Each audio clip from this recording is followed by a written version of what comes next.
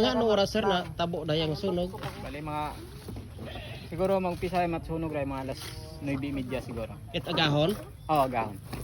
Good day mga ka-channel no, at andito nga tayo ngayon sa Barangay Bubog, ano man siya Aklan, kung saan pinuntahan nga natin tong nasunog na bahay. So ayan nga, makikita niyo mga ka-channel no, na wala talagang natira.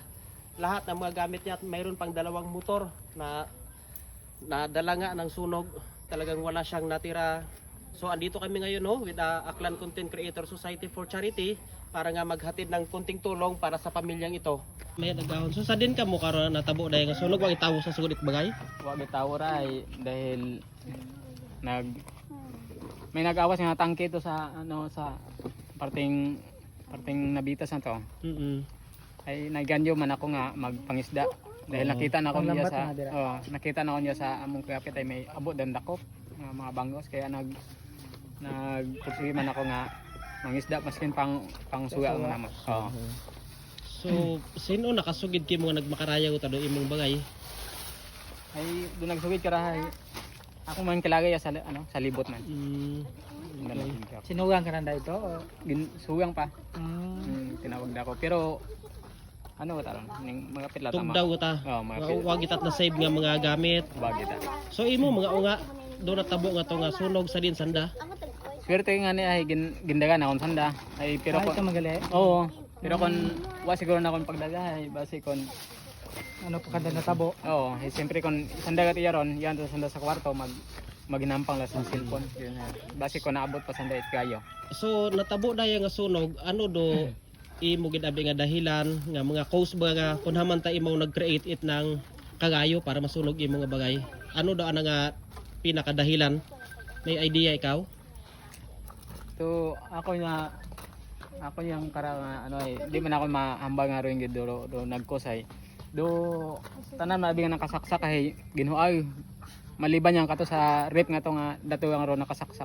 So do yun nga rep? Oo. Do yung nasunog man nga ron? Oo. Agro time ron nga ano suno sa amo niya iya nga kagapit man ay ro do kuryente ko no hay mapatay mabalik ro power mapatay mabalik ro power 5 beses ko no so meaning base kon ito sa electrical nato na karon it ng kagayo no base. So dayang motor no, ayan may motor nga makita kita nga nasunog, so imo daya sir. Oo. So ano daya ginahugugan mo pa o imo nakas yung daya? Impas ito rin sir man. Impas mo ta daya. Kay impas yang bag. Okay. Bare haras ang bilog na. So bali daywagid ka motor no, nasunog ag imo tanan nga gamit, kita salbar. Service no. Oh, reyon. Ay raya wa na gamita ra ay may diferensya ra karito niya ni interior kaya nanaw lang anay mao gin. So daya sir do amo na gindaga no. Do sa imo nga unga bugas. Ginbaka nyo namon imot daywasan da no, daywaka unga. So ginbaka namot ano it nang bag para sa nang pag-eskwela, sapatos na mag-igo gani kanila ron.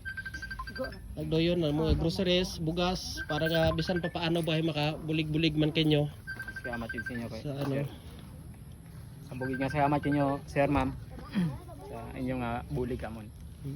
So was out gid abi wa ano gid wa uwag So anong plano mo kasal sir ma? Pa obra umani man.